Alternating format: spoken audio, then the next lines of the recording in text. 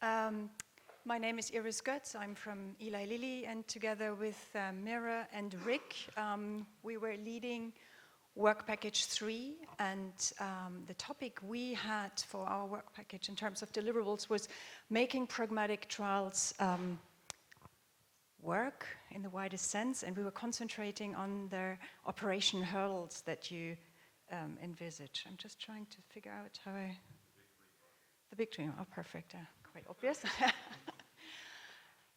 So we heard a lot about creating real-world evidence early in the drug development, the overarching topic of our project. And our specific pragmatic trial work package is something that is actually not really innovative because it has been around for 50 years. It was first mentioned by Schwarz and Deluch in 1967 as a trial concept, but it hasn't really been used as much for drug development, or not at all. So you can see here the uptake of pragmatic trials, how we define them, particularly for our work package, has been quite slow in the uptake, and only over the last decade or so they have been increasing. There have, however, been there has been a lot of increased interest, and this was reflected also that it is recognized that you have to learn more about it and how to deal with them. There was an extension of the concert statement in 2008, and there are few but very good tools, particularly the Presses tool, the original and the updated one, that help you to define what a pragmatic trial actually is. Most of you have heard what we define as a pragmatic trial, but for those who've been not initiated yet, just a very brief overview. So where do we place pragmatic trials? It's kind of comfortably sitting between an explanatory trial and observational study. It has kind of the good things of two worlds. On the one side, from the real-world evidence generation, we can learn from a pragmatic trial how a strategy, a treatment strategy or intervention strategy can compare to another or several other strategies in usual care. So pretty much what you actually look at also in observational studies. However, you do have the randomization of this strategy at the start of the trial. So what you avoid here is to have difficulties to compare the two patients groups. So you can ensure through the randomization that you have prognostic comparability, which is obviously very good to have if you compare treatment. There is a simplification here on this slide, trying to explain what a pragmatic trial is. What is really important to take away that a pragmatic trial is on a continuum. It's something that could be more or less pragmatic. The only thing that is very clear is that it's not an observational study, because an observational study would sit towards the right of this slide. You can distinct it very clearly because in an observational study you don't have the randomization. Whereas where does an explanatory trial become a pragmatic trial and vice versa is harder to define. And there are lots of, as the Presses tool that I had mentioned before, tools that can help you. But the point is less this. The point is really that you have to look at your research question and decide whether a pragmatic trial is the right choice of study design for you to take. And then, as a second step, what of the pragmatic elements can you actually keep as pragmatic as possible? And where do you have to be more on the explanatory side? And there may be very good reasons for you to choose more explanatory elements. So I'm not going through all this in very much detail, but what for a pragmatic trial is the aim is that you want to generalize your study results to the wider population, to that population that potentially will end up taking your medication or the treatment intervention. And it has to be compared to the real-world treatment alternatives, whereas in an explanatory trial, we still often see that it has to be, to assess the causal effect, compared to a placebo. That's something you want to avoid in a pragmatic trial. And it has to be, in terms of the answers you generate, important to questions that decision makers and policymakers and patients have. So it's really important to think about your audience. What is the question you're posing? And is this a question that is important for your audience? And this kind of requires, in your choices of design, certain elements to be very different from what you do in a normal explanatory trial. Given the population, you look at a much wider population. Given the intervention, it has to be something that would be given in usual care and also in the setting of a usual care, and in terms of the outcomes, so that you actually have outcomes that are clinically relevant and not only research relevant, as you would see in a very explanatory trial. The star example, and something that actually kicked off more or less the entire project, obviously, is the Salford study. That's something that brought us also in Work Package 3 to concentrate our efforts also to the pragmatic side, the pragmatic trial design, because we've seen a lot what we learn about doing these trials. We can probably take also for other study designs. So what we learn about pragmatic trials and operational difficulties, a lot of these operational issues we could also apply to observational studies. But there are some that are very peculiar, particular to a pragmatic trial, because you have the randomization of the drug, that you don't have an observational study. So that's why we decided in Work Package 3 to really look at pragmatic trial as the entity, as a study design. Obviously, the Salford study has something that is particularly interesting for us because it's the first pre-launch pragmatic trial, so, which makes it even more complicated on some elements. In other elements, it may be actually not as difficult as we thought. But what we saw and the experience from the Salford group was really essential for our work package, and we thank them very greatly for all the input they have, that there are a lot of operational issues that you need to overcome. And to overcome these operational issues, be it the safety reporting that you want to have different from a normal clinical trial. You don't want to intervene. You don't want to have overload of data. Or how do you actually bring the drug to the patient? It's not like in an observational study that you do whatever is done. It's not like in an explanatory trial where you have the taped up hidden vial that you can just hand over to your patient. This is something that is very, very different. You want to mimic what's going on in the real world. So you want to potentially make them walk to the pharmacy. But how do you do that, especially in a pre-launch environment where the drug is not even sitting in the pharmacy?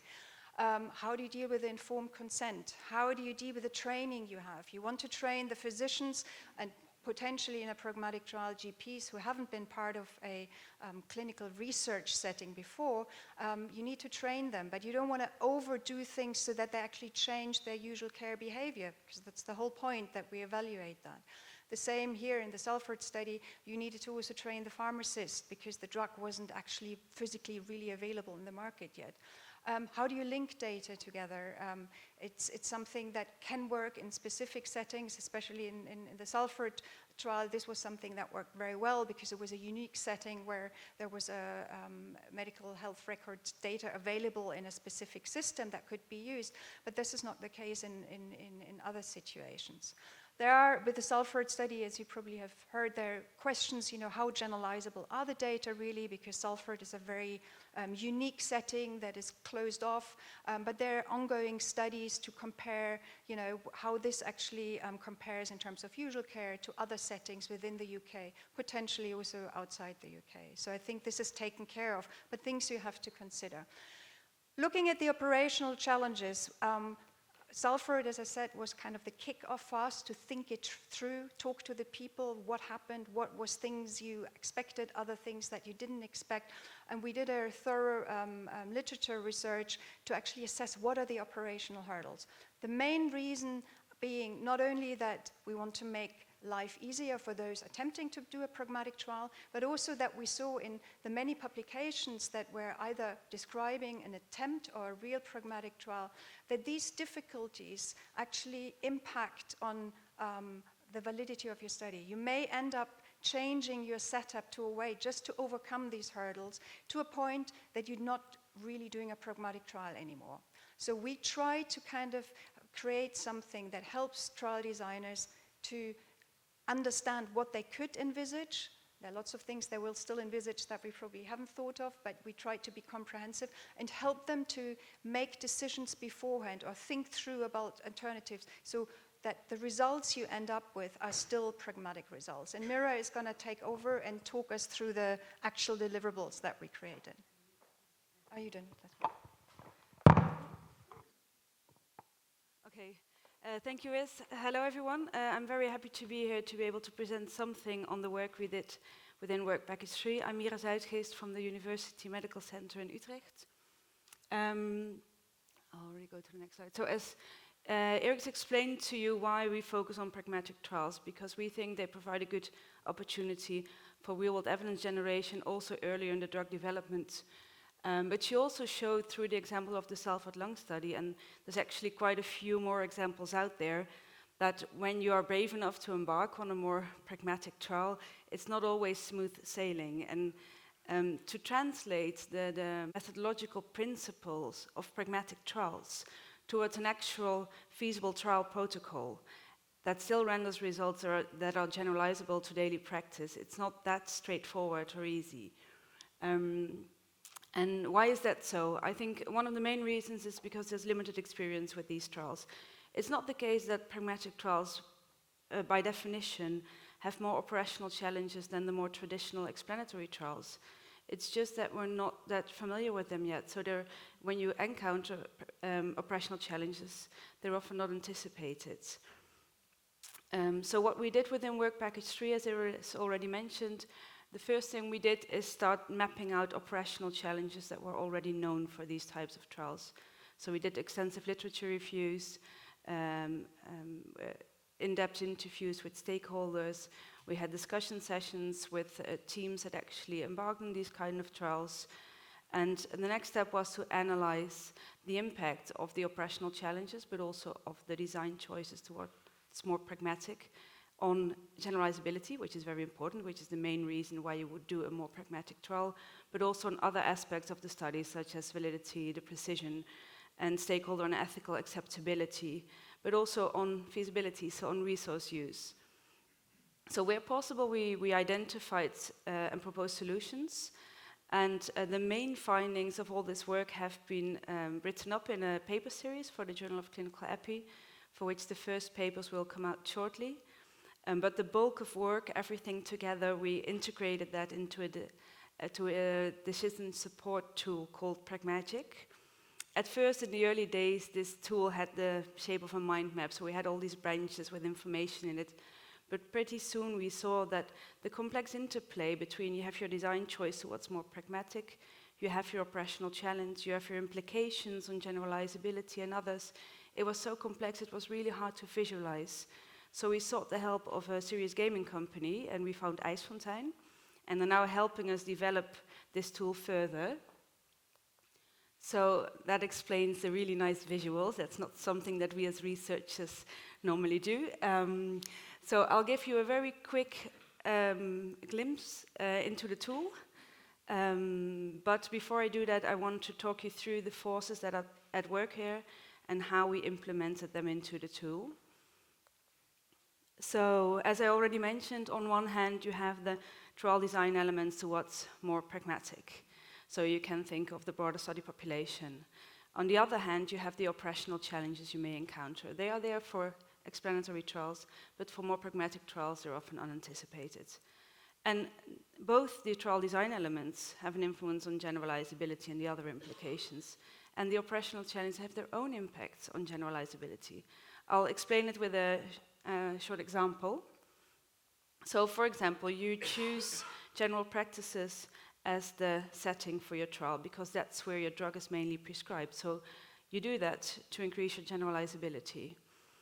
Fair enough, but then what can happen, and I think most of you know that, is that it's not always that easy to perform a trial in general practice. You have training requirements, Iris already mentioned them, for the Salford lung study. Data collection, depending on how you do that, can be quite time-consuming. General practices are often very busy, so that doesn't always combine very well. So what can happen is that you have a low and selective participation of GPs. They want to participate, but it's just too much of a hassle. And the other thing is that if your trial has a lot of extra elements that you have to implement in daily practice, it actually changes this daily practice. So you don't really research what you're looking at. So The operational challenges may work in the other way. They might decrease the generalizability you are aiming for, and they can also decrease the feasibility of the trial. This is not something we just thought of. This has been shown itself at lung study, but also in another study by Tjeerd van Sta and others. They did 2 point-of-care randomized trials, Real-Wp3 and E-lung. Real-Wp3 is on lipid-lowering drugs, and E-lung is an asthma medication. And what they found is that a lot of GP practices wanted to participate in this trial. 59% said, okay, we will participate. But in the end, they found that only 4% of sites actually recruited patients. And they wrote a whole report on that, and what they said is one of the main reasons was the burden for the practices to participate in these trials. So in the end, generalizability went down, feasibility went down, because the participating GPs were not representative of all the GPs they were looking at, and the E-lung trial did not even recruit enough patients. So, for example, what they didn't do, they didn't appoint study staff to the practices, because that's not conform usual practice. So they thought, if we do that, it's not specific for this study, but if you do that, if you put study staff there, you change usual practice, so you're less generalizable. But maybe in this case, if they did that, more GPs would have participated, and in the end, results might just be as generalizable or even more. So it's not always that straightforward, this is the most generalizable choice, so that leads to the best trial design and the best results. So this is kind of a risk, because I want to show you a quick movie, and you never know whether it works. What we did in the tool, it's clickable, it's a first version. It's important to mention that the visual behind the city you see, that is focusing on generalizability. We put that central because we thought generalizability is the main aim why you do a pragmatic trial. So could you start the video for me? Thank you. So I'll quickly run you through it. It's really quick, just to get you interested to come and look at it during the lunch break. You can't really follow it, all of the details.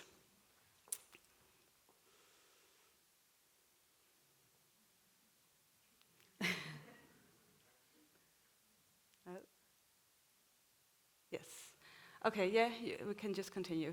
So you just entered the tool, you can fill in your own trial information. Then you get a tutorial first that quickly explains how it works, where you can navigate through it, what the output you can generate is, terminology. That's where you see how you do with your design choices. You have the wheel below where you can go to all the domains. The domains give you questions on whether you do your trial in a GP practice, for example.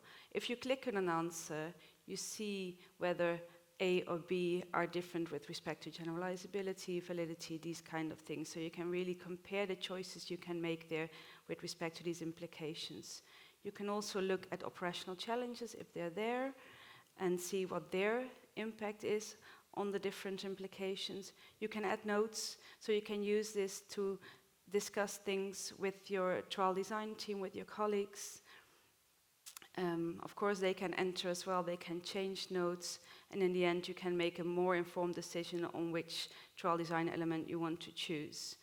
If you make a certain choice, here they choose B for this question, you see very shortly what the implications are, whether there's operational challenges, and you see the lights go on in the city. Well, we're working with a serious gaming company, right? So it is a game.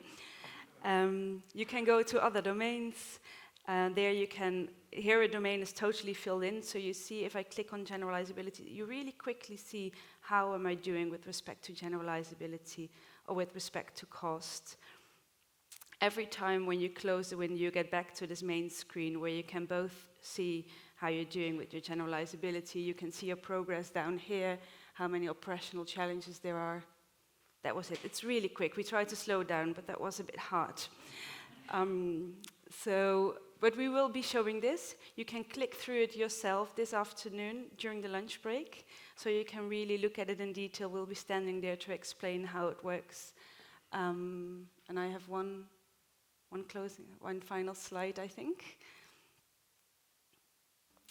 Okay, so to summarize. So what is the goal of Pragmatic? Well, we want to facilitate the design and planning of pragmatic trials. So who can use this tool? It's for people who will actually design a more pragmatic trial, but it's also for people who want to evaluate an existing trial, who want to have a look at an existing trial design. And what does it do? It helps you by giving you insights into possible operational challenges and implications of the design choices you make towards a more pragmatic. And we try to visualize that in a good way so that you are really interested to go through all the choices you have to make. And in the end, the aim is to have a trial with maximal generalizability to daily practice, but still feasible to conduct. And I think it's good to also mention what pragmatic is not. We had quite a lot of questions on that. So it's not a decision-making tool. It will not write your trial protocol for you. It also is not a checklist to see whether you comply with regulatory issues, whether it's ethically acceptable. You need to continue thinking for yourself. It's really just to make you aware of possible challenges, of possible implications, so that you yourself can come to better decisions. So watch this space. There's nothing there yet, but there will be a first tool available early 2017. And please come and see us during lunch to get a more detailed insight into the tool. Thank you very much.